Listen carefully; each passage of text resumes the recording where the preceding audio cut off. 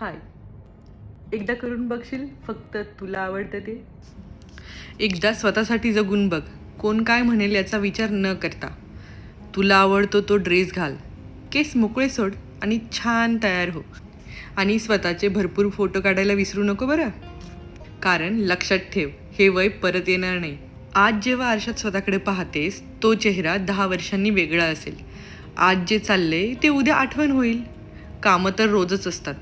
घर, ऑफिस, जबाबदाऱ्या त्या काही संपत नाहीत. पण स्वतःसाठी काढलेले हे छोटे छोटे क्षण आहेत ना, तेच आयुष्यभर लक्षात राहतात.